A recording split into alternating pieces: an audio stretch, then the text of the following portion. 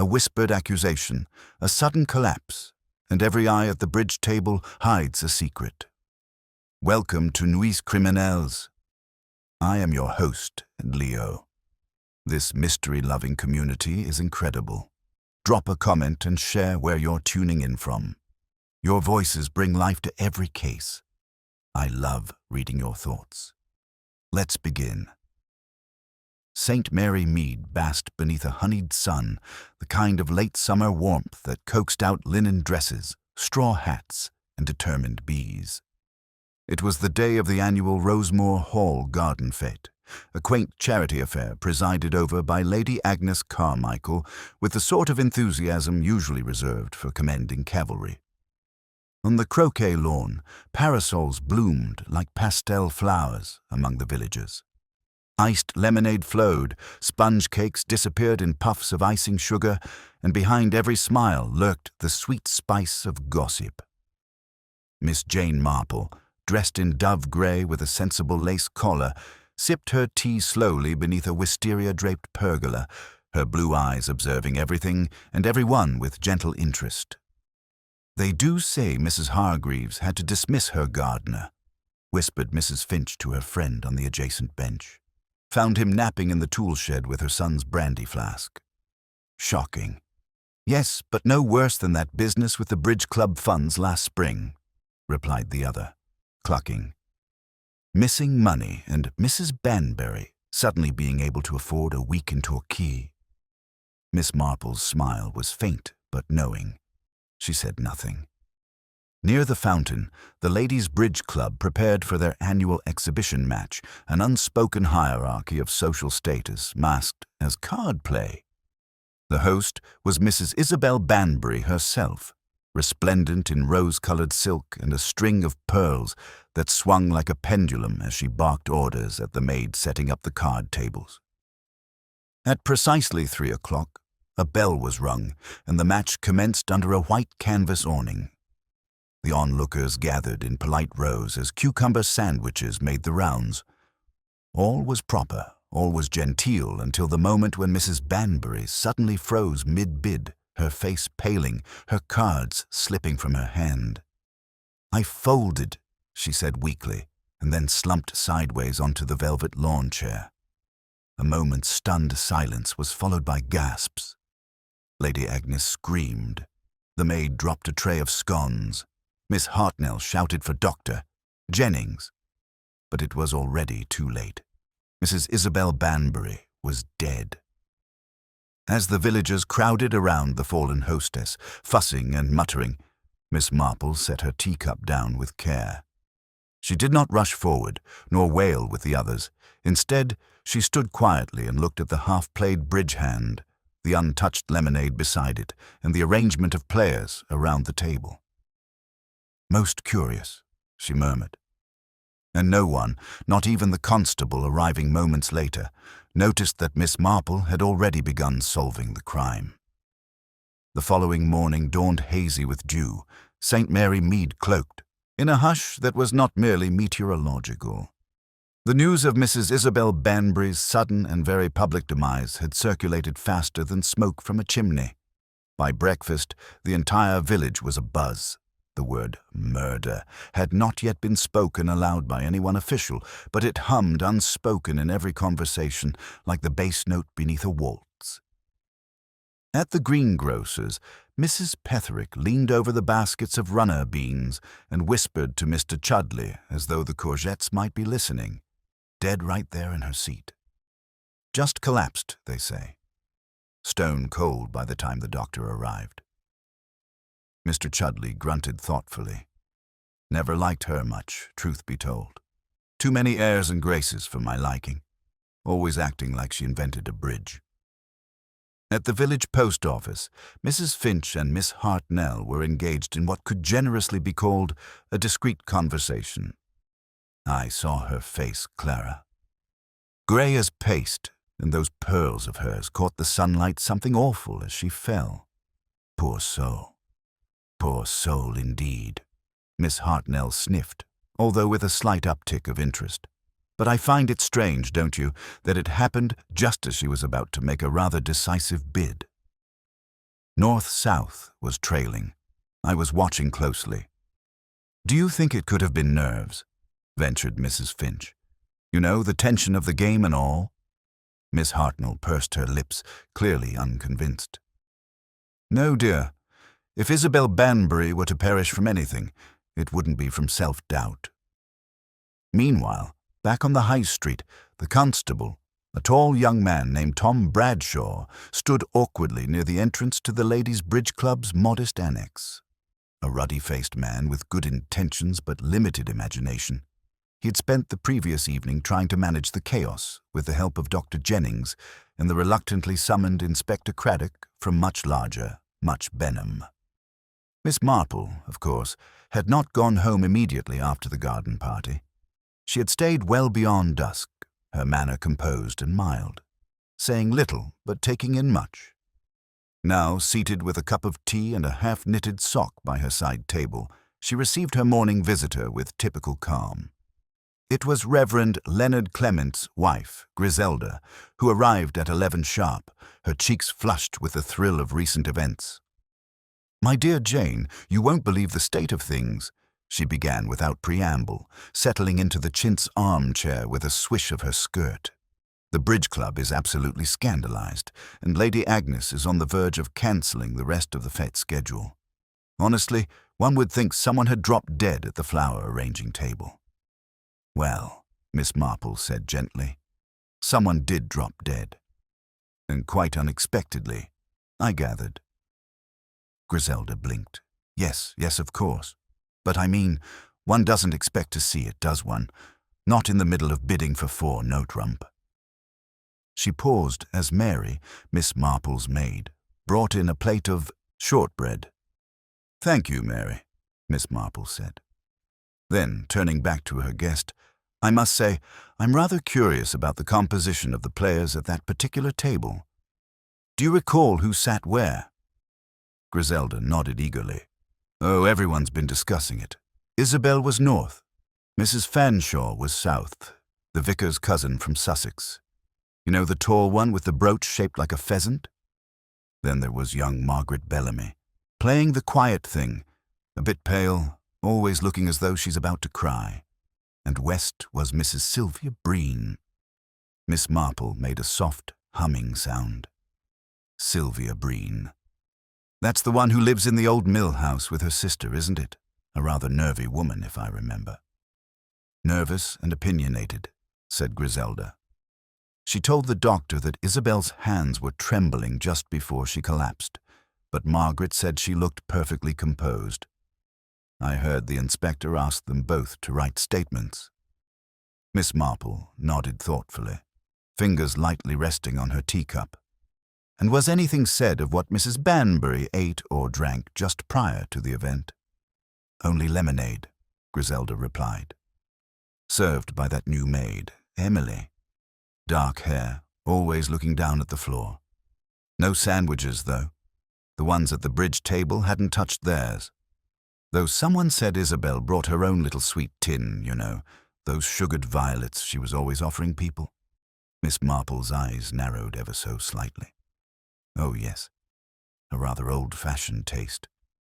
There was a gentle knock at the front door. Mary returned a moment later with a calling card on a tray. "It's Inspector Craddock, ma'am."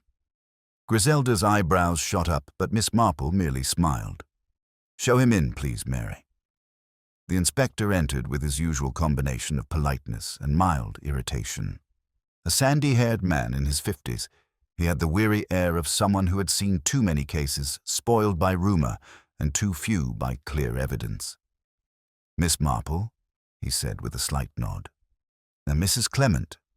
Pardon the intrusion, but I'm making my rounds this morning, speaking to anyone who was near the table when it happened." Miss Marple gestured to the teapot. "Do sit down, Inspector." "Tea?" He waved it away. "No time, I'm afraid. Just a few quick questions." Miss Marple inclined her head. "Of course. Though I fear I cannot tell you much that others haven't already." Craddock gave her a shrewd look. "Perhaps not. But you do see things, Miss Marple. Always have." There was a silence, broken only by the faint ticking of the mantel clock. Craddock pulled out a notebook. "Did you observe Mrs. Banbury acting strangely before her collapse?" "No stranger than usual," Miss Marple replied. "She was in good spirits, a little domineering with the maid, but that's hardly rare. She did seem particularly eager to win the match. She was holding cards when she fell. The others said she gasped before toppling. She did, but it was not a gasp of surprise. It was pain, I believe." Miss Marple's eyes settled briefly on the window, where sunlight danced on the leaves. "Do you believe she was poisoned?" Craddock asked. "I believe she died very suddenly," Miss Marple answered. "And I believe someone at that table, or near it, had cause to want her silenced." Craddock closed his notebook slowly. "You think she was silenced, not simply killed?" Miss Marple did not answer directly. Instead, she said mildly, "I find that people who die unexpectedly in public do so for one of two reasons. Either it is a sudden failure of the body, or a deliberate act intended to send a message." The inspector stood, his expression unreadable. "Thank you, Miss Marple. I'll be in touch." As the door clicked shut behind him, Griselda leaned forward. "Jane, do you really believe someone murdered Isabel? Right there, in the middle of a garden party?" Miss Marple smiled faintly. "My dear Griselda, I once saw a man try to strangle his cousin in the middle of a cricket match. People are often at their most dangerous when surrounded by friends and social expectations. It gives them a sense of invisibility." She picked up her knitting once more. "And besides," she said quietly, "in every game of bridge, there is always someone who plays a very long game indeed." The following days passed with the slow churn of village routine tinted by something darker beneath. The flowers still bloomed in neat rows, the church bell still rang on Sunday morning, and the butcher still wrapped pork chops in brown paper with practiced ease. But in hushed tones and behind lace-curtained windows, the villagers of St. Mary Mead turned their thoughts again and again to the sudden and unsettling death of Mrs. Isabel Banbury. The coroner's initial report had offered no comfort. Heart failure, he had suggested, perhaps triggered by strain or an unknown condition. But there was a vagueness to it that made people uncomfortable. She had not looked unwell, she had not complained of illness, and she had died so suddenly, so utterly, in the midst of conversation and calculation. Inspector Craddock, now formally in charge of the inquiry, was not a man to let murmurs go untested. Though St. Mary Mead had its share of drama disagreements over church flower rosters, and the occasional scandal involving overpowered sherry or underpaid maids, it rarely offered a death quite so theatrical. He returned to the village on Wednesday with a quiet resolve and an eye for subtlety, which he admitted to himself, not for the first time, was often less effective than Miss Marple's quiet knitting and delicate questions. At Rosemore Hall, Lady Agnes Carmichael met the inspector in her drawing-room, her spine as stiff as the wainscoting behind her. She was quite well that morning, Lady Agnes insisted, her gloved hands resting in her lap. In fact, Isabel was positively smug. You know how she could be. Smug, Lady Agnes? Well, she had been re-elected as club chair for the 4th year running. She always took these things as triumphs of statecraft. Her voice carried just the slightest sneer. Not that anyone opposed her, mind you. It was understood. Still, she liked to carry on as if she had won a contested election. Craddock nodded. You mentioned in your original statement that she brought her own sweets. Yes, those dreadful sugared violets. A child's confection, really. She always passed them around like they were French truffles. I never touched them. Did anyone else at the table eat one that day? Lady Agnes tapped a gloved finger against the armrest. I believe Margaret Bellamy might have taken one. She's such a gentle soul. She probably didn't want to appear rude. I'm not sure about the others. The maid might know. Craddock made a note. This would be Miss Emily Robbins. Yes. New girl. Comes from Eastbourne. I don't know much about her, other than she has a tendency to vanish when she ought to be present and vice versa. Craddock stood. Thank you, Lady Agnes. You've been very helpful. Inspector, she said, her tone suddenly cool.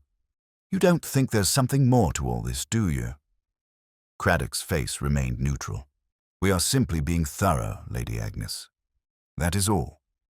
But as he stepped out onto the gravel path that led from Rosemore Hall's entrance to the lane beyond, Craddock allowed himself a long breath.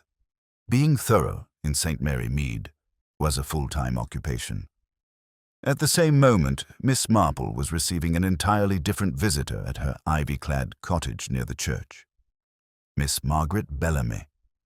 The girl was pale as ever, her eyes ringed with shadows that looked out of place on a face so young. She held her gloves tightly in one hand, as if she were unsure whether to wear them or use them as a shield. I didn't know where else to go, Miss Marple, she said in a small voice. I keep thinking about that day, about what happened at the table. I can't sleep. Miss Marple, who had just settled a teacup on a saucer with perfect precision, gave her a kind smile. Of course, my dear. Sit down. Would you like some chamomile tea? It helps calm the nerves. Margaret nodded and sat on the edge of the chair, too tense to relax. I keep remembering Mrs. Banbury's face, the way she looked right before it happened, as though something had startled her. But there was no loud noise, nothing sudden. She didn't cry out. Number, just a little sound. A gasp, but not like she'd seen something, more like something had caught in her throat. Miss Marple poured the tea and offered it, noting how the girl's hands trembled as she reached for the cup. You knew Mrs. Banbury well. Margaret gave a short, humorless laugh. Not well. No one knew her well, I think. She liked to keep people at a distance, but I played with her every fortnight. She insisted I sit in and said I had a cool hand, which I think meant I was too timid to argue. Miss Marple smiled faintly. Did you eat one of her sugared violets? Margaret flushed slightly. Yes. She offered the tin, and I took one. I didn't want to seem rude. Do you remember who else took one? I think Mrs. Fanshawe declined. She made a face. Sylvia Breen might have taken one. I'm not sure. Miss Marple sipped her tea. And what do you make of Mrs. Breen? Margaret hesitated. She's guarded. Very particular. She never liked Mrs. Banbury much. They always seemed polite but strained. I suppose it's like that in many bridge clubs. So many unspoken rules. Quite so, Miss Marple agreed, setting her teacup down. And did you notice anything out of the ordinary that day, before the match began? Margaret hesitated. Only that Mrs. Banbury was distracted. Usually she was very focused before a game, very precise, almost ritualistic about how she arranged her cards. But that day she kept looking around, over her shoulder, as though she were watching for someone. Miss Marple nodded slowly. Thank you, my dear. You've been very helpful. Margaret stood, gathering her gloves again. Do you think someone did this to her, Miss Marple? Miss Marple didn't answer immediately. She looked instead out the window at her garden where the roses were beginning to fade. I think, she said at last, that human nature is much the same everywhere, whether in a city or a village, and when someone dies suddenly, in a place full of old secrets and delicate egos, one must consider more than just the hand of fate. Margaret blinked, then nodded. I see. When she had gone, Miss Marple retrieved a small notebook from her drawer and opened it. She had, of course, begun jotting observations the moment she returned from the fete. She turned to a fresh page and wrote 2 names. Margaret Bellamy, fearful, honest, and observant. Took a sugared violet. Sylvia Breen had a strained relationship with the deceased. May have taken a sweet. Tends toward anxiety. And then she wrote a third name below them, her hand moving slowly, deliberately. Emily Robbins is the new maid. Nervous. Present at a key moment. Miss Marple tapped her pencil thoughtfully against the page. She was not yet ready to form conclusions. But there were patterns beginning to emerge. Familiar patterns. Back at the Ladies' Bridge Club Annex, Inspector Craddock was interviewing Emily Robbins herself. She stood with her hands clasped, head bowed slightly, and eyes darting about the room like birds trapped in a cage. "I didn't touch anything, sir," she said quickly. "Just brought the lemonade, as I was told." Then I cleared the tray. "You prepared the drinks?" "No, sir. They were already made in the kitchen. I just served them." "And who was in the kitchen at the time?" "Mrs. Fanshawe helped earlier with the lemon slicing. She said she didn't trust my hands with the fruit knife." Craddock made a note. "And where were you when Mrs. Banbury collapsed?" "I was near the back of the tent, sir, about to serve the next table. I heard a noise, someone gasping, and then there was shouting. Did you see her take anything from her handbag or tin?" Emily's brow creased. "Yes, sir, just before the match began. She offered sweets, like always. I saw her pop one in her mouth." Craddock studied her carefully, then thanked her and sent her on her way. As he returned to the quiet of his office in Much Benham that evening, he reviewed the notes and the statements and found himself increasingly dissatisfied. Something was wrong with the picture he was building. The brush strokes were there, but the image refused to settle into focus. Across the village, Miss Marple sat by her window, the light fading to gold behind her. She did not yet know who had murdered Isabel Banbury, but she was quite certain someone had. By the end of the week, the air in St. Mary Mead had shifted. The weather had turned cooler, the roses drooped with the weight of a sudden summer storm, and behind every polite smile lay a question waiting to be asked, or answered. The Ladies' Bridge Club remained formally closed out of respect, according to Lady Agnes Carmichael, but informally its members were far from resting. In parlours and drawing rooms, the bridge women whispered, speculated, and assessed each other with glances sharper than card edges. Inspector Craddock had returned to the village that Friday morning with a fresh purpose. The vague cloud of heart failure was no longer sufficient. A second medical examination, discreetly ordered, had raised troubling doubts. Traces of digitalis foxglove extract had been found in Mrs. Banbury's blood. It was a common enough substance in small doses, used for heart conditions, but in the concentration discovered, it could be lethal. And it had been. Craddock knew what that meant. Mrs. Banbury had not simply died. She had been helped along. Now the village would need to accept what most of them already suspected. A murderer was among them. At the Bridge Annex, Craddock convened another round of interviews. This time he had no intention of being casual. Sylvia Breen arrived promptly at 10. A tall, angular woman in her late 40s with prematurely graying hair swept into a tight bun, she walked with the stiffness of someone who did not trust chairs to be clean enough for her standards. She sat only when prompted and kept her handbag clutched tightly in her lap. "I understand you played West in the match that afternoon," Craddock began. "I did. I was partnered with Miss Bellamy. Mrs. Banbury sat north as always. Was that by design? Is she sitting north?" Sylvia's lips twitched. "Oh, always. Isabel liked to oversee things. From that position she could glance at everyone's play, very particular about her vantage point." Craddock leaned forward slightly. "And how did you get along with her?" "I was civil. Everyone was. That's the nature of the club." "Civil. But I would not say we were friends, Inspector, if that's what you're fishing for. Were you aware of any disagreements between Mrs. Banbury and other club members?" Sylvia hesitated. There were tensions. Isabel was not beloved, if that's what you mean. She had a talent for offense wrapped in courtesy. That takes skill, you know, to wound without raising your voice. Did she ever offend you?" "She accused me of counting cards. Sylvia said flatly, implied it in front of others, without saying it outright. Just raised her eyebrows at a particularly lucky hand and smiled that condescending smile. She humiliated me. Did you resent her for that? I resented her for a great many things, but I wouldn't poison someone over a bridge game, Inspector. I may have my faults, but I'm not murderous.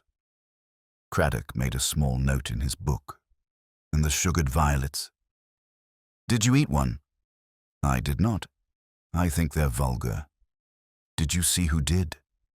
I believe Miss Bellamy took one, possibly Isabel herself. She always did. It was part of her routine, just like her perfume, that horrible lily scent. You noticed her eating one before the game? I did. She offered the tin. I declined. Craddock nodded. Thank you, Mrs. Breen.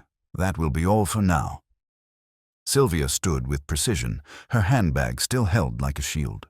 She did not glance back as she left. Craddock turned his attention next to Mrs. Fanshawe, the vicar's cousin visiting from Sussex. She arrived with a sort of forced cheer, dressed in an outdated turquoise coat that seemed to defy the grey skies outside. Well, she said as she settled into the chair opposite Craddock, this is all rather shocking, isn't it? Indeed, said Craddock. You were seated south? I was. I enjoy a quiet game. I don't much care for all the politics that seem to creep into local bridge clubs. Back home, we rotate partners each week. Far more democratic. Craddock offered a polite smile. Have you known Mrs. Banbury long? Only by reputation. And of course through the vicar's wife. She seemed capable, if a touch overbearing. Were you aware she had recently argued with any members? I think she was always arguing, Inspector. Not in the way you might expect, no shouting, but her opinions could draw blood. Did she argue with you? Oh, no, said Mrs. Fanshawe, dabbing her lips with a lace-edged handkerchief. I kept my conversation to the weather and the biscuits, but I did notice tension at the table. Between whom? Mrs. Banbury and Mrs. Breen. There's history there, I gather. Some long-standing grudge. And young Miss Bellamy, well, she was visibly uncomfortable, kept looking down at her lap. Did you see Mrs. Banbury eat one of the sugared violets? I did. I remember because she passed the tin around and said, only for those who appreciate delicacy. She made it sound like an accusation. Craddock closed his notebook. Thank you, Mrs. Fanshawe. He remained seated as she left, but his mind was already sorting through the puzzle pieces. It was as Miss Marple had said. This murder, if it was indeed that, was not driven by forensic cleverness. It was psychological, personal. Just before lunch, Margaret Bellamy returned to the annex. Craddock watched her carefully as she entered, noting again her nervous posture and tired eyes. Miss Bellamy, he said kindly. I'd like to ask again about that afternoon. Just a few clarifying questions. She nodded, eyes fixed on the table. Did Mrs. Banbury ever threaten or insult you directly? Margaret flushed. She was never kind. She liked to prod, like a cat with a cornered mouse. I think she enjoyed my discomfort. Did you ever speak back? Once. I corrected her on a misplayed hand. She smiled and said, well, Margaret's grown a spine. After that, she took pleasure in pointing out every tiny slip I made. Craddock made no comment. And the sweets? I took one. I didn't want to, but I did. It tasted bitter now that I think of it. But they always did. Craddock's brow furrowed. Always. She used the same tin. It was old. I think the sweets absorbed some of the metal, or maybe they were just stale. He paused. Do you remember where the tin was kept before the match? Margaret shook her head. She always had it in her bag, but she left the bag unattended at times. She went to the powder room before the match began. The bag was on her chair. It was a small detail, but it sat heavily in Craddock's mind. The bag, unattended. The sweets are accessible. The motive is still unclear, but certainly present in more than one person. That evening, the inspector visited Miss Marple, not as a formal call, but as one professional to another, though only one of them would have ever called herself such. They sat with tea, as always, and the rain began to fall gently outside the cottage window. "She was poisoned," Craddock said quietly. Miss Marple didn't flinch. "I thought as much. Digitalis." The concentration was high, enough to stop a healthy heart. "And the delivery method? We believe it was in the suite, perhaps more than one, but likely hers alone was dosed." Miss Marple stirred her tea gently. "It would take a careful hand. And forethought. Digitalis is not easy to come by." Craddock nodded. "The obvious suspect is Mrs. Breen. She had motive and opportunity. She declined the suite. She resented the victim." Miss Marple smiled faintly. "Yes, the obvious suspect is so often the wrong one." "Then who?" "That," Miss Marple said, placing her spoon gently on the saucer, "is what I shall endeavour to discover. But I will need to speak with Miss Emily Robbins first. I suspect the bridge match is not the only game being played." The inspector looked up sharply. "You think the maid knows something?" "I think she saw something," Miss Marple said quietly. "The question is whether she knows it." The rain had stopped by morning, though the garden paths in St. Mary Mead were slick with dew and the clouds hung low, as though reluctant to part. The village exhaled a quiet sigh of relief to see the grey turn to pale blue, but the lingering sense of unease did not lift with the weather. Miss Banbury was now buried, her grave marked by a simple headstone near the west wall of the parish churchyard, but she remained the centre of every conversation. In life, she had demanded attention. In death, she had ensured it. At Hillside Cottage, Miss Marple finished her porridge with her usual economy and opened the Morning Post, which consisted of one letter from her niece and a copy of the Chipping Cleghorn Gazette. Neither mentioned murder, which was refreshing. The maid, Mary, bustled in with a light duster and a glance toward the sitting-room window. "I saw that young Miss Bellamy passing just now," she said conversationally. She looked frightfully pale again, like someone who hadn't slept. "Guilt and grief are often mistaken for one another," Miss Marple replied softly. Mary paused, then cleared her throat. "Do you think she did it, ma'am? Poisoned Mrs. Banbury, I mean." Miss Marple folded the paper carefully. "That, Mary, is precisely what we must determine, not with guesswork, but with attention." Having finished her morning routine, Miss Marple made her way down the narrow path to the southern end of the village, where the Bridge Club Annex stood quiet and empty save for the odd humming cleaner. She had asked to speak privately with Miss Emily Robbins, and the inspector had agreed, though he remained quietly sceptical that a maid would offer anything new. Miss Marple, however, held a different opinion. Emily arrived, looking hesitant, her hands fidgeting with her apron hem. She was younger than most maids St. Mary Mead typically employed, perhaps only 20, and though her speech was careful, her eyes darted like a cornered hare. "You wish to see me, Miss Marple?" she asked in a voice just above a whisper. "Yes, Emily. Please sit down." "I wondered if I might trouble you for a few moments of memory. I know the events of the fete must have been terribly upsetting." Emily perched on the edge of a hard wooden chair and nodded. "It's been awful, ma'am. I didn't sleep that night. Still haven't much." Miss Marple smiled gently. "I quite understand. It's a dreadful thing, death, even when it comes naturally and more so when it comes by someone else's hand." Emily's breath caught slightly, but she didn't speak. Miss Marple folded her hands in her lap. "I've been thinking about Mrs. Banbury's tin of sugared violets. Everyone agrees it came from her handbag, but I wondered if it was always with her that day." Emily blinked. "I think so. She brought it out just before the match began." "Yes. But did she leave the bag unattended at any point?" Emily frowned slightly, thinking. "Well, she went to the powder room. I was setting down the lemonade on the main table. I saw her get up and go round the corner. The bag was still on the chair. Miss Marple nodded slowly. And did anyone approach the table while she was away? There was a long pause. I don't know if it means anything, ma'am, Emily said, voice lower still. But I saw Mrs. Breen walk past the table then. I was by the fountain. She didn't stop, not really, but she passed close to the chair. I looked down at the bag. Did she touch it? I'm not sure. She might have. She was only there a moment. Then she went inside with the others. Miss Marple said nothing for a moment. Then did you see anyone else go near Mrs. Banbury's belongings before the game began? Emily shook her head. Only Miss Bellamy, but she was helping with the chairs. She didn't touch the handbag. She just brushed past it. Miss Marple's fingers tapped once against her wrist.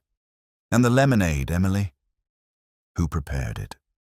The cook sliced the lemons early, but I poured the jug into the glasses. I made sure each table had one. The sweets, though, weren't touched by anyone in the kitchen. Mrs. Banbury always said she liked to keep them personal. She told me never to open the tin, yet someone must have. Emily looked uncertain. If they did, they'd have had only a few seconds while she was gone. The others were all mingling before the start, and Mrs. Banbury was very quick. Miss Marple smiled again, kindly. Emily, you have been most helpful. The maid flushed, mumbled a thank you, and slipped out, her footsteps light. Miss Marple sat for some time afterward in the quiet of the annex, staring at the pale afternoon light coming through the half-shuttered windows. Then her eyes moved to the card table, still set with fresh linen as though waiting for a game to begin. Something stirred in her memory, not a word, but an image. Cards, laid in neat order. North, south, east, west. The hands were abandoned when death had stolen the bid. She rose and walked to the cupboard where the cards had been collected. The constable had dutifully swept them all into envelopes and tagged them. The inspector had allowed her this one indulgence to look at them herself in case she spotted something others had missed. She opened the envelope labeled North Banbury. The cards were arranged in their original order. Miss Marple's eyes scanned them, then paused. The hand had been unusual. No hearts, 2 clubs, 3 diamonds, 8 spades, an unbalanced hand, aggressive, unpredictable. Yet the bid, according to the others, had been a conservative 3-note rump. Why would Mrs. Banbury, a player known for her pride and precision, make such a modest bid on a wild hand? Unless she had intended to change her bid but never got the chance. Miss Marple considered this for several minutes, then slowly returned the cards to the envelope. Outside, the clouds had fully cleared, and a golden light now touched the tops of the hedges and the distant bell tower. She left the annex with a sense of quiet determination, walking the lane back toward her cottage. Later that afternoon, she took tea with Griselda Clement in the vicarage garden. The bees buzzed, the clink of china was soothing, and the world, for all its misdeeds, felt orderly again. I hear there's a growing suspicion about Sylvia Breen, Griselda said, placing a biscuit on her saucer with a sigh. Leonard says she's as tight-lipped as a clam under inspection. It's always the stoic ones. Yes, Miss Marple murmured. And sometimes the ones who seem most obvious are in fact least likely.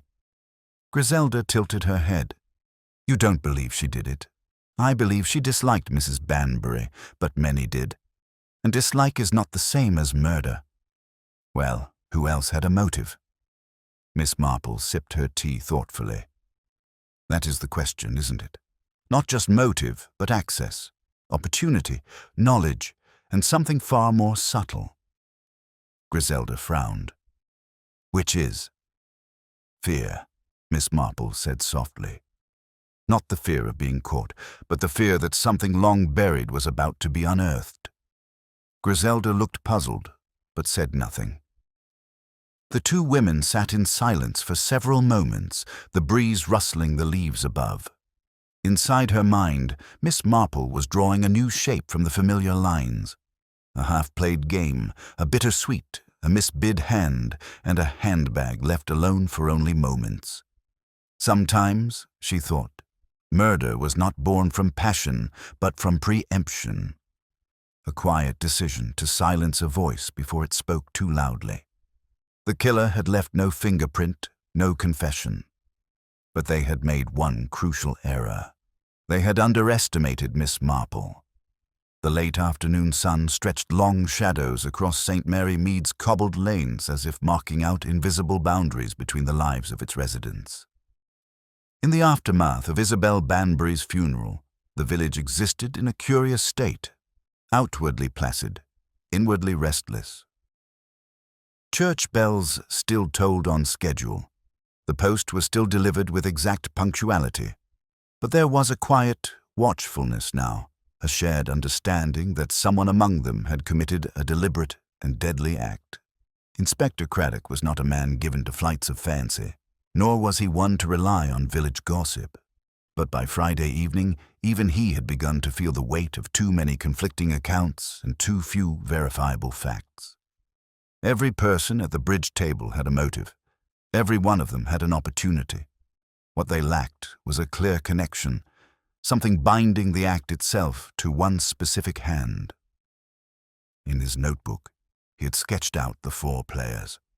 Mrs. Banbury, now deceased Margaret Bellamy, gentle and nervous Sylvia Breen, precise and guarded, and Mrs. Fanshawe, temporary but oddly observant. A square of personalities circling a single crime. But squares had corners, and corners, Craddock knew, could hide things. At precisely 6 o'clock, he walked the gravel path leading to the old mill house where Sylvia Breen lived with her younger sister, Clara. The cottage was neat, its flower beds pruned within an inch of their lives. Nothing was out of place except, perhaps, the life inside. Sylvia greeted him at the door with a stiff nod, her grey eyes unreadable. "Inspector," she said, "you'll forgive the hour, I hope." "I won't take long," Craddock replied. "May I come in?" She led him into a sitting room that smelled faintly of lavender polish. Clara Breen sat on the far armchair, knitting needles clicking in her lap with nervous energy. She looked up but said nothing. "Just a few more questions," Craddock said as he took a seat. "We've established that Mrs. Banbury died of digitalis poisoning, likely administered via the sugared violets she carried." Sylvia inclined her head but did not respond. Craddock continued. "The tin was in her handbag. That handbag was unattended for a brief window before the match began. Anyone nearby could have slipped something into it. You were seen walking past the table during that window. I was on my way to retrieve my gloves," Sylvia said calmly. "They'd fallen near the fountain earlier. But you passed close to her chair." "I did, but I never touched her bag. If I had, I imagine Miss Marple would already have deduced the time, date, and weather of my supposed guilt." Craddock allowed himself a thin smile. "You don't much care for Miss Marple." "I respect her," Sylvia replied. "But I do not envy her capacity for watching people as if they were insects under glass." From the armchair, Clara made a small sound, half laugh, half cough. Both Craddock and Sylvia turned to look at her. "Something to add, Miss Breen?" Craddock asked gently. Clara looked from her sister to the inspector, then back again. Her knitting slowed. "I didn't think it mattered," she said, "but I saw something the day before the fete." Sylvia's head snapped around. "Clara."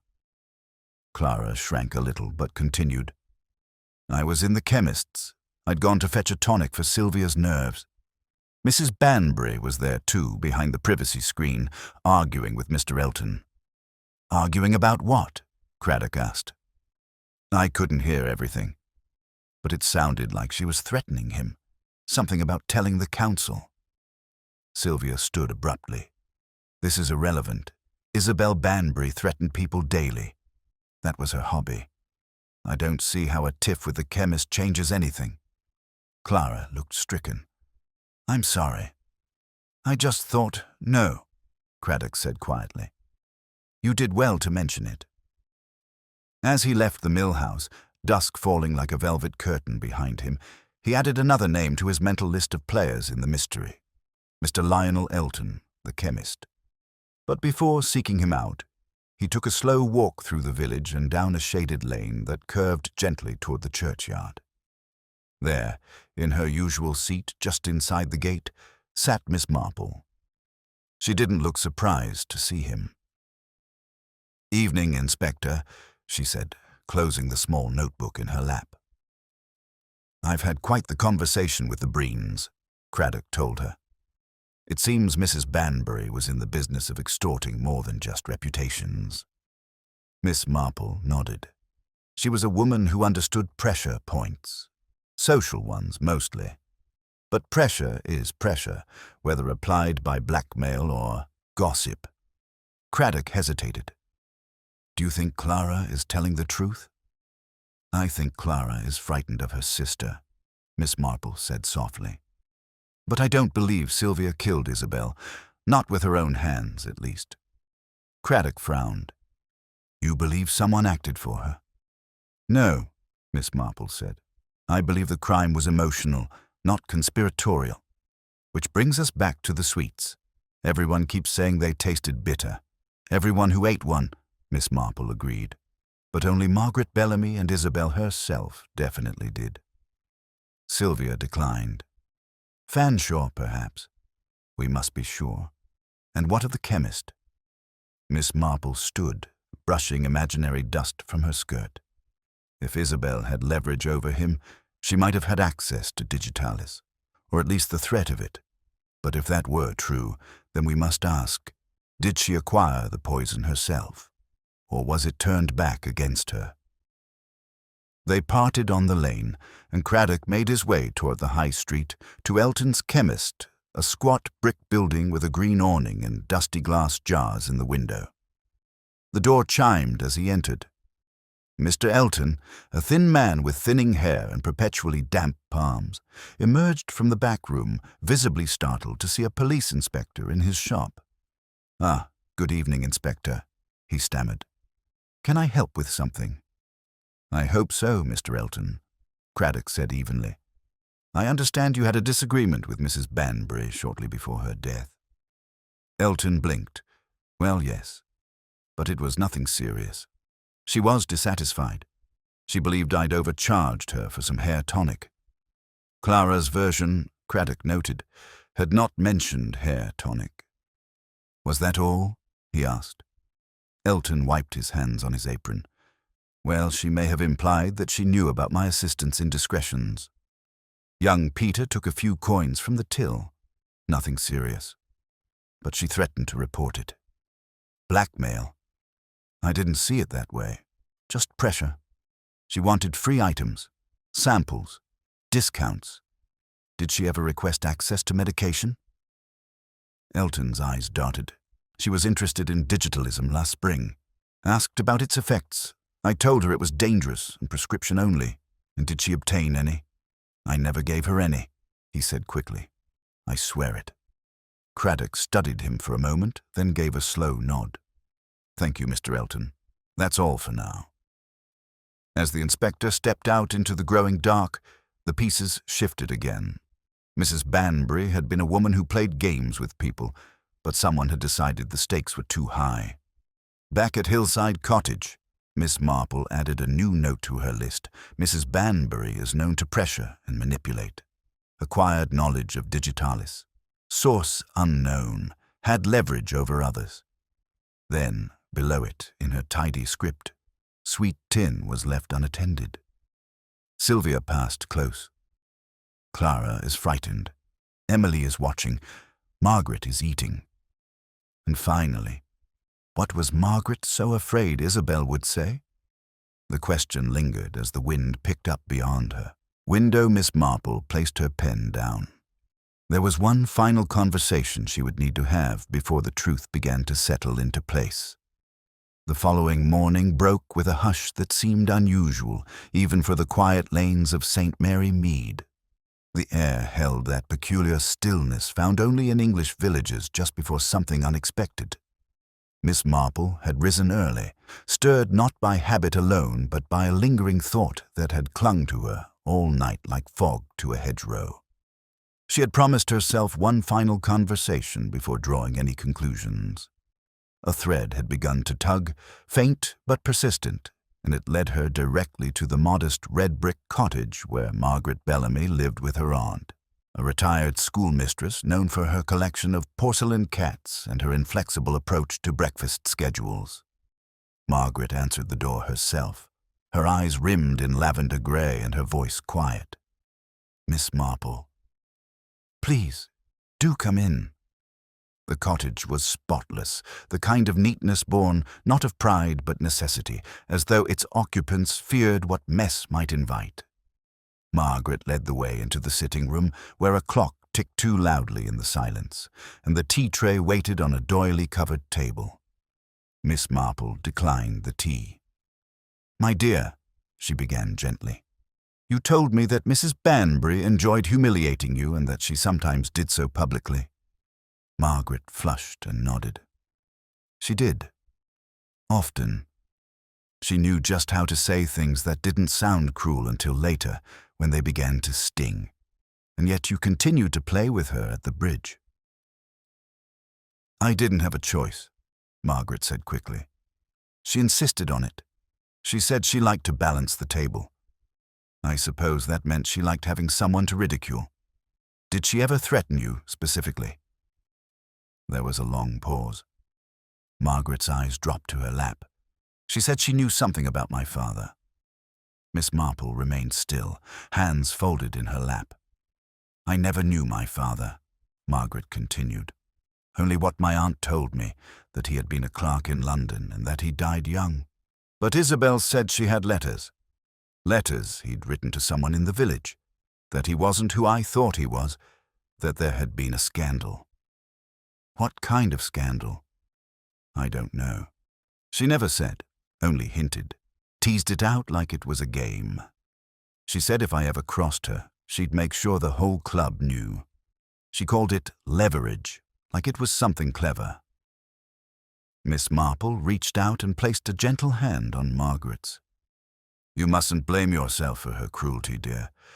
People like Mrs. Banbury wield secrets as weapons, and they always overplay their hand eventually." Margaret looked up, a tear threatening in the corner of one eye. "I didn't kill her, Miss Marple.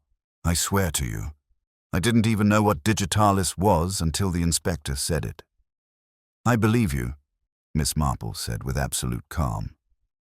"But I think someone else may have worried that you would, or rather that she would push you too far." Later that morning, the village was startled from its cautious routine by a sudden announcement from Inspector Craddock. Another incident. Not a death, but close. Sylvia Breen had collapsed in her garden. It had been Clara who found her, unconscious on the stone bench beneath the rose trellis, a broken teacup by her side, and her face pale as plaster. A doctor was summoned immediately, and Miss Marple was not far behind. When she arrived, Clara was pacing in the front hall of the mill house, wringing her hands. "She's resting now," Clara said in a strained voice. "They say it wasn't a stroke. The doctor thinks it might have been something she ingested. But they're running tests." Miss Marple raised her brows. "Was she alone when it happened?" Clara shook her head. "I was just inside in the kitchen. She called out, and then I heard the cup fall. She'd been drinking tea. Ordinary tea. I brewed it myself, but she'd had a sweet first one of those leftover mints from the fete. I told her they were stale, but she insisted." Miss Marple nodded. "And where were those mints kept?" "In the same cupboard as everything else. But now that I think of it, she said something strange before she fainted. She said, 'Not again.' And then she gasped." Miss Marple looked thoughtful. "Did she say anything else?" "None but just that." Inspector Craddock arrived minutes later, his expression as grim as the sky. "We've sent a sample of the tea and the sweet to the lab," he told Miss Marple. "It may be a coincidence, but I don't think so. Either someone is trying to silence Sylvia, or she poisoned herself." Miss Marple was quiet for a moment. Then she said, "No. Sylvia Breen is not the type to take her own life. Too proud, too controlled." Craddock nodded. "Then that leaves someone else. But why her? Why now?" Miss Marple looked past him toward the rose trellis. Because she knew something, or because someone feared she did. That evening, back at Hillside Cottage, Miss Marple sat by the fire, the light from the hearth flickering gently across her face. The pattern was forming now, slowly but unmistakably. Mrs. Banbury had used secrets to control others, but someone had decided not to be controlled any longer, and now, with Sylvia Breen's sudden collapse, it was clear that the danger had not passed with Mrs. Banbury's death. Someone was tying up loose ends. In her notebook, Miss Marple added a new heading: "Motive beyond murder." She listed the known connections. Margaret Bellamy, emotionally abused, blackmailed and humiliated. Sylvia Breen, accused, defensive, and held resentment, possibly blackmailed. Clara Breen, overshadowed, overlooked, frightened. Loyal to Sylvia. Emily Robbins, observant, uncertain, possible witness. Mr. Elton, pressured, possibly threatened. Unknown scandal. Margaret's father. Identity unclear. Then, beneath it, she wrote, "What did Mrs. Banbury know that was worth killing for, and who else knew it?" The next morning, Inspector Craddock returned to Miss Marple's cottage with fresh news. "Sylvia's blood work came back," he said. "Same compound as before. Trace digitalis. The dosage was lower, not fatal, but enough to cause a reaction. We checked the sweets she ate. One had been tampered with. So we can assume she was targeted," Miss Marple said calmly. "Seems that way, but that raises a question." "Indeed," Miss Marple said. "Why poison someone twice unless the first death hadn't achieved the desired silence?" Craddock frowned. "But who would still be afraid now that Mrs. Banbury is dead?" Miss Marple turned to look out the window, where the sun filtered gently through the curtains. The same person who always was. The one who thought Mrs. Banbury might tell her secret, and now believes someone else might as well. There was a pause. Then Miss Marple said, "It's time we invited them all back to the bridge annex. One more game, and this time, Inspector, we'll watch not for the bid, but for the bluff."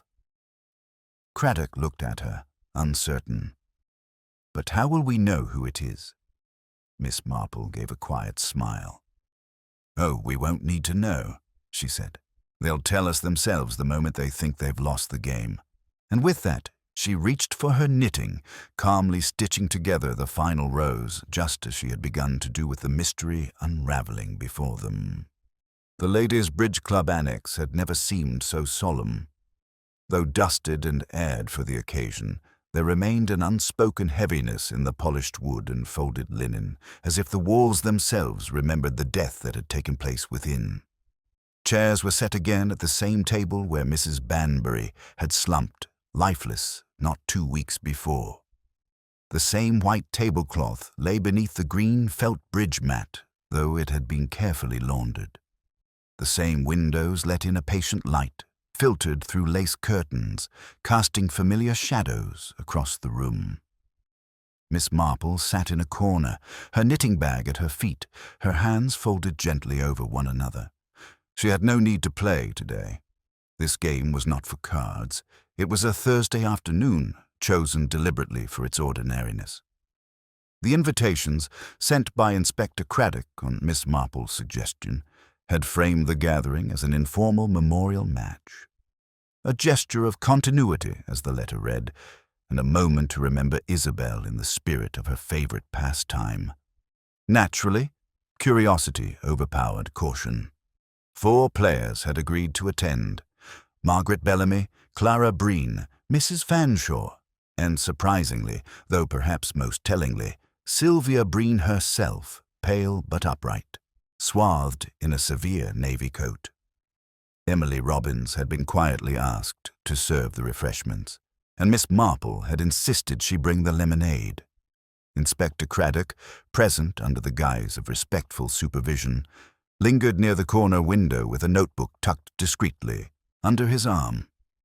He said little, allowing Miss Marple to take the lead. The match began slowly. The players made small talk, hesitant at first, but gradually relaxed into the familiar rhythm of bidding and play. Bridge had always been a theater of personalities, and now it served as the perfect stage. Miss Marple watched closely, not just the movements of the cards, but the glances passed between players, the tightness in Margaret Bellamy's posture, the stiffness with which Sylvia Breen picked up her hand, Clara's subtle, near-invisible glances toward her sister, Mrs. Fanshawe, ever observant, calm and unreadable. After the second hand was completed, Miss Marple stood and stepped forward. "Forgive me for interrupting," she said gently, "but I do wonder if I might ask each of you a small question, one not about bridge but about Isabel herself." The women looked up in surprise. Even Inspector Craddock raised an eyebrow, though he said nothing. "Just a memory, really," Miss Marple continued. "Before we continue the game, a way to honor her." Sylvia's mouth twitched, perhaps in distaste, but she remained silent. Miss Marple turned first to Margaret. "My dear, what was the last thing Isabel ever said to you?" Margaret blinked. I think she asked if I had bid too boldly. She smiled, or half smiled. Then she opened her tin and offered me a sweet. Miss Marple nodded, then turned to Mrs. Fanshawe. "And you?" Mrs. Fanshawe thought for a moment. She mentioned that I had a good eye for detail. She was commenting on a trick I'd taken. Then she said I might enjoy the violets if I liked unusual things. I declined. "And you, Clara?" Clara Breen's hands fidgeted in her lap. "I wasn't playing, Miss Marple." "Of course not. But I wonder, did your sister ever speak of what she thought Isabel might reveal? Any secrets she feared?" Clara hesitated. "Sylvia thought Isabel had information about our father, or his will, but we never had any proof." Miss Marple turned at last to Sylvia, who met her gaze directly. "I see," Miss Marple said softly. "Then perhaps, if I may ask one more thing, Sylvia, when you were recovering from your collapse last week, what was it you meant when you said, 'not again'?" A heavy silence followed. Sylvia's hands clenched on the table edge. She said nothing. But from the corner of the room, a tray clattered. All heads turned. Emily Robbins stood frozen, the lemonade pitcher wobbling in her grasp. Her mouth was open slightly, eyes wide in horror. One glass had tipped over, the liquid soaking into the linen, and the small metal tin that had been beside its replacement of the original violet container rolled gently to a stop near Miss Marple's feet. The tin. A replica, carefully prepared by Inspector Craddock. Miss Marple bent and picked it up. She opened it calmly and looked at the contents. Mock sweets, harmless, but very convincing. Then she turned to Emily. "You saw something, didn't you, dear?" The day of the fete. Emily's throat worked as she struggled to speak. "I didn't mean to," she whispered. "I was just setting the table. She didn't see me." "Who didn't see you?" Emily's eyes moved slowly toward Clara Breen. "I saw her open the bag. Just for a second. She took something out and held it over the sweets. I didn't know what it was. Then she put it away again." Clara Breen's lips parted in shock. "No?" she said, barely audible. "No, that's not true." Miss Marple's voice remained calm. She thought no one would notice. Just a nervous sister retrieving her own gloves, perhaps. And with all the attention on Sylvia, no one questioned Clara's presence. Clara stood abruptly. "I didn't mean to hurt anyone." Margaret Bellamy gasped, her hand flying to her chest. I only wanted to stop her, Clara said, breath coming fast now. She said terrible things about Sylvia, that she'd expose the family secret and ruin her reputation. I'd heard it before, but this time she was serious. She had letters from our mother. I couldn't let her destroy Sylvia. She's all I have. Miss Marple's eyes were kind but firm. You thought if Isabel were gone, the secret would die with her, but someone always sees something, my dear, even when they don't know it at the time. Inspector Craddock stepped forward now, voice grave. Miss Breen, I must ask you to come with me. Clara turned to her sister, eyes wet. I didn't mean to hurt you. Sylvia looked at her with a mix of fury and devastation. You nearly killed me. She switched the tins, Miss Marple said softly, after the first incident, hoping to clear any suspicion. But then you collapsed, Sylvia, after eating one of the old sweet stones that hadn't yet been replaced. As Clara was led out, Margaret stood slowly, visibly shaking. I never wanted this, she whispered. None of us did. Miss Marple nodded gently. But the past has a way of returning, especially when we pretend it never happened. The room was quiet once more. The game is unfinished. The illusion of order is broken. Outside, the sun began to dip low in the sky, casting long amber streaks across the village green. Miss Marple turned and gathered her knitting. The pattern had been completed. The threads are woven. And now, as always, it was time to return to the simple comforts of home. Tea, roses, and the certainty that, once again, human nature had revealed its most telling card. The village of St. Mary Mead did not react to the second scandal, the near poisoning of Sylvia Breen and the sudden arrest of Clara, with the shock that had followed the death of Mrs. Banbury. Instead, a quiet resignation settled across the hedgerows and iron gates, as if the village itself had been holding its breath and was now exhaling slowly, cautiously. The whispers were more subdued, the speculation less frenzied. People spoke in lower tones, and eyes were a little more wary than before. Miss Marple, having returned to her tranquil cottage with its potted geraniums and carefully trimmed rose bushes, received a visit the next afternoon from Inspector Craddock. He arrived just after tea and was ushered in by Mary, who had grown used to the sight of police boots in the front hall and carried herself with an air of modest pride in her employer's continued usefulness. Craddock removed his hat and settled into the floral armchair opposite Miss Marple, whose knitting lay folded on the small table beside her. It's done, then, he said. The confession, the witness, everything matches. Clara poisoned the sweets during the fete. The dosage was enough to kill. She slipped back later to swap the tins, but she missed one. That's what Sylvia ate last week. Miss Marple nodded, her expression calm but reflective. And Margaret? She asked. She's distraught, understandably. She's taken leave from her job at the school. The vicar offered support, and Griselda's been helping her aunt manage the household. Miss Marple poured a second cup of tea for her guest and passed it to him. There's still something troubling you, she said, her eyes twinkling gently. Craddock sighed. I can't help feeling we've missed something. Clara said she acted alone. She said Sylvia knew nothing, but something about that doesn't sit quite right. Miss Marple folded her hands. Clara is a very particular kind of person, Inspector, protective to the point of desperation. I don't believe she was killed out of hatred. She was killed out of fear. Sylvia was her world. And Clara would rather take the blame for everything than let Sylvia fall. Craddock frowned. So you think Sylvia was involved? Miss Marple didn't answer immediately. She took a sip of her tea, then set the cup down delicately. I think Sylvia knew her sister was going to do something, she said at last.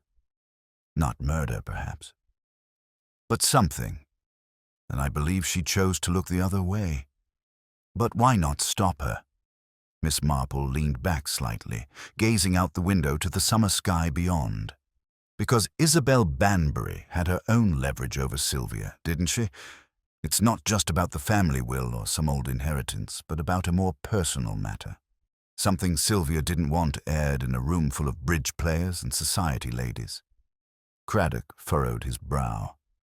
We still don't know what that was.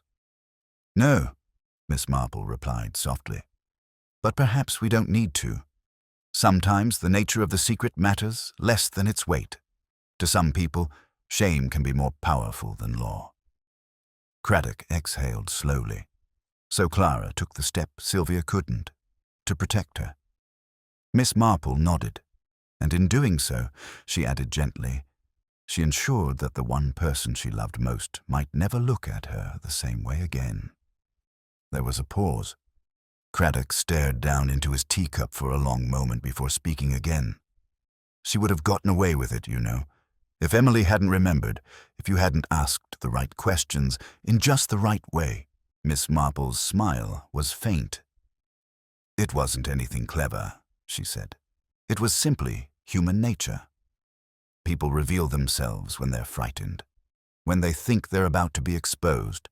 They speak too soon or not at all. They react with guilt, or they don't react when they should.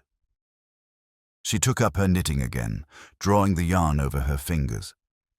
Emily remembered something because it frightened her.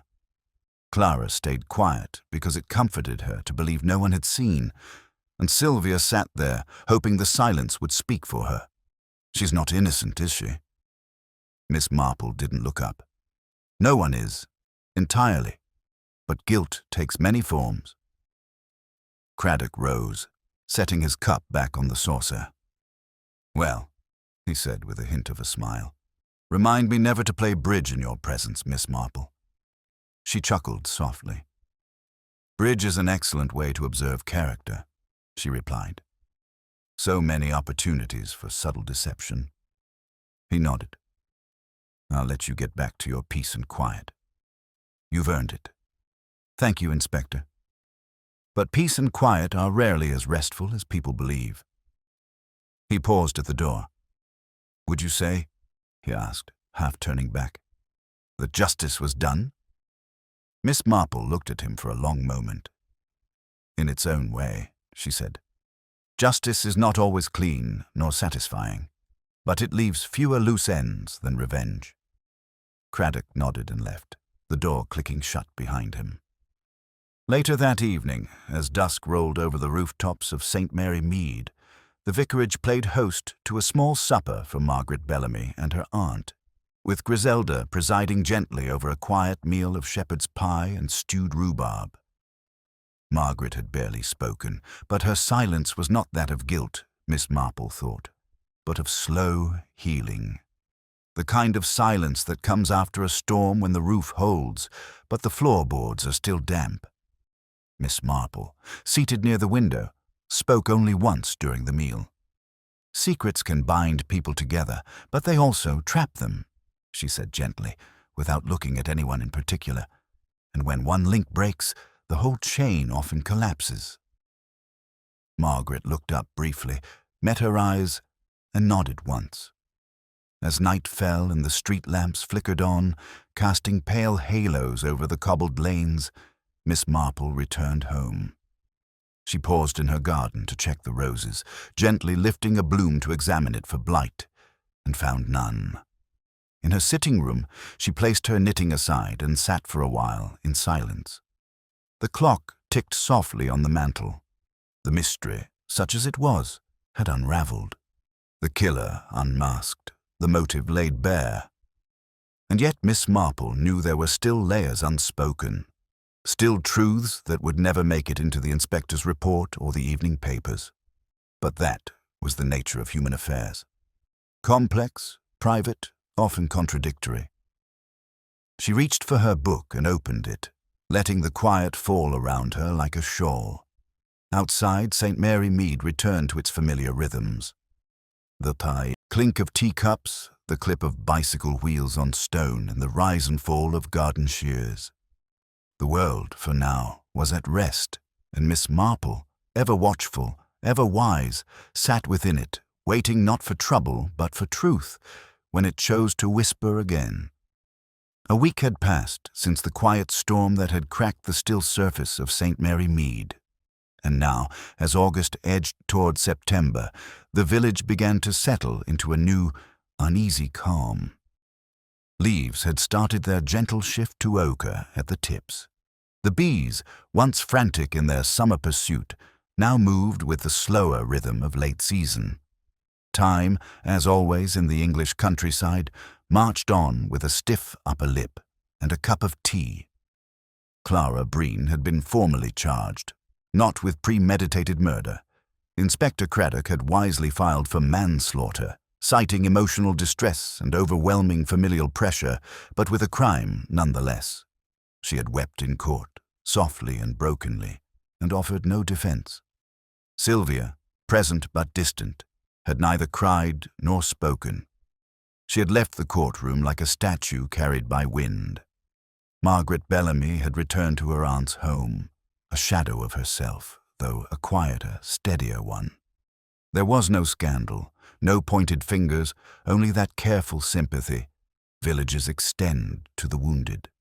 There were whispers, yes, but not cruel ones, just the murmured kind that floats like smoke from kitchen windows. And the Ladies' Bridge Club? It closed indefinitely. Lady Agnes Carmichael issued a statement thanking the members for their service and contributions to local charity and regretfully suspended all future gatherings until such a time as our community may recover its trust. Some speculated it would reopen by spring. Others said never. Few truly cared about cards anymore. Miss Marple, as ever, remained at Hillside Cottage, where her roses still bloomed and the ivy, despite her best efforts, crept slightly further up the wall each week. She did not dwell on the matter. Miss Marple did not dwell, only observed, but she noticed how the villagers walked a little differently now, how Emily Robbins stood taller when passing the butcher's shop, how Mrs. Fanshawe no longer asked questions she already knew the answer to, and how Sylvia Breen, once a severe and brittle figure, no longer held her chin quite so high. Justice had not made her whole, but it had made her quieter. It was on a mellow Tuesday morning that Griselda Clement came calling. The garden was still bright with dahlias, and the sun had found its way between the clouds. Miss Marple was at her usual place by the window, finishing the heel of a sock, when Mary announced the vicar's wife. "My dear Jane," Griselda said, sweeping into the sitting room with a flurry of floral skirts and purpose. "I had to come. I simply had to. There's been a letter." Miss Marple looked up calmly. "A letter?" Griselda pulled a folded paper from her handbag and held it out. "From Clara. To Margaret." But Margaret couldn't bring herself to read it. She passed it to me, asked if I might know how to decipher it. Miss Marple finished, a wry smile on her lips. "Precisely." She took the letter, unfolded it gently, and read. It was short, neat, painfully restrained. "My dearest Margaret, if this reaches you, I hope it finds you in peace. I do not ask for forgiveness, only understanding. I acted because I believed I must, but that does not mean I was right. It only means I was desperate. Please know that I never blamed you. I only wanted to protect what little family I had left. Whatever Isabel knew, whatever secrets she clutched in her proud little fists, let them rest. They are hers now. Be well. Be strong." Clara Miss Marple folded the letter and handed it back. Clara was not a woman of many words, she said softly. But they were always chosen carefully. Griselda nodded, her expression touched with sadness. She loved Sylvia. Fiercely. And Sylvia. "Do you think she knew about the poisoning? I mean truly?" Miss Marple hesitated. "I believe Sylvia suspected," she said finally. "Perhaps even in the moment. But she didn't want to know. Not really. Because knowing would have meant acting, and acting would have meant choosing between justice and loyalty. Griselda was quiet for a moment, then said, "I suppose there are no easy villains in this one." "No," Miss Marple agreed. "Just people. Fragile, frightened, proud, each trying to survive in the only ways they knew." The two women sat for a while in companionable silence, the only sound the distant call of a wood pigeon and the rustle of lace curtains in the breeze. "I heard the bridge annex is being cleared out," Griselda said after a moment. "Donated mostly. Cards, chairs, even Isabel's monogrammed cloth." "A fresh start," Miss Marple murmured. "It's always easier to start over when the tokens of the past are put away, but the past never really goes, does it?" "No," Miss Marple said, a faint smile at her lips. "It simply waits for someone to ask the right question." Later that evening, the sun dipped low, brushing the horizon with a golden blush. Children played quietly along the lane, their laughter less boisterous and more measured. The grocer closed his shutters, and the church bells tolled 6 with a clarity that echoed down the rooftops. Miss Marple sat on her garden bench, knitting in her lap, and watched it all. In the end, the truth had come out not with a bang, but a ripple, a quiet disturbance that moved through lives like a pebble dropped in water, altering their course but never announcing itself with force. She thought of Clara, alone in her cell, thinking perhaps of roses. She thought of Margaret, carrying the weight of near ruin and the hope of renewal. And she thought of Isabel Banbury, who had wielded secrets like weapons and underestimated the silence of others.